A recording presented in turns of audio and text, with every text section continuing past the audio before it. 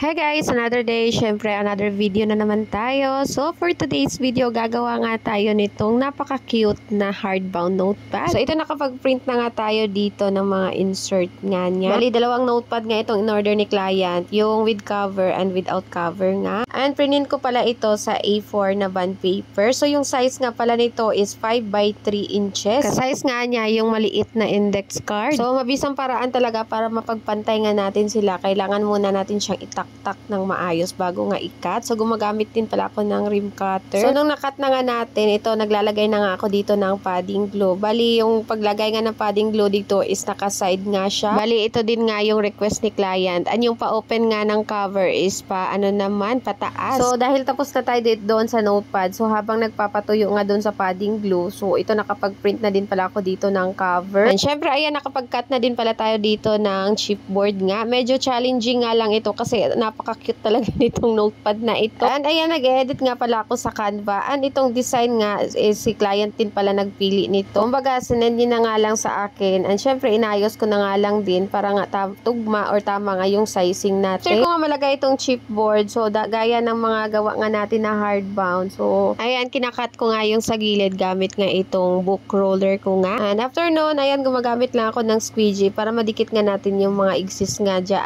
And dahil okay na nga, so, ayan, nagbutas na din pala ako dito para nga mapaglagyan nga ng garter. Gamit ko nga yung eyelet puncher. And dahil makapal nga itong cover natin, so naglagay na din pala ako dito ng eyelet nga. And syempre, ilalak lang natin using eyelet puncher pa rin. Ngayon ko lang din talaga napagtanto na mas mahirap pala gumawa ng maliit na notepad compare nga doon sa mga malalaking notepad nga. Ito nga, dahil napaka-cute nga ng size nito, medyo hirap nga ako. Ito, going back nga, after natin malagay yung eyelet, so ayan, nilagay ko na din pala yung garter na gagamitin natin. So, sa mga nagtatanong ng size nitong garter, so 1/4 po ito. And ito pa rin yung glue na gamit ko. So, ito na glue guys, kailangan mo muna patuyuin ng kaunti bago mo nga siya idikit. So, nung natuyo na nga, ayan, dinikit ko na at naglagay na din pala ako dito ng cover nga na sticker paper. So, plain din nga lang yung nilagay ko dito. And dito naman sa ating notepad insert, naglagay na din pala ako dito ng double-sided tape sa likod para nga maidikit na nga natin dito sa ating cover. O, diba? And ito na nga ang ating finished product. Diba? Kapakabongga. And syempre, napaka-cute na din. Grabe, ang cute nito guys. As in, parang kalakihan lang ng palm natin. Ganun siya ka-cute.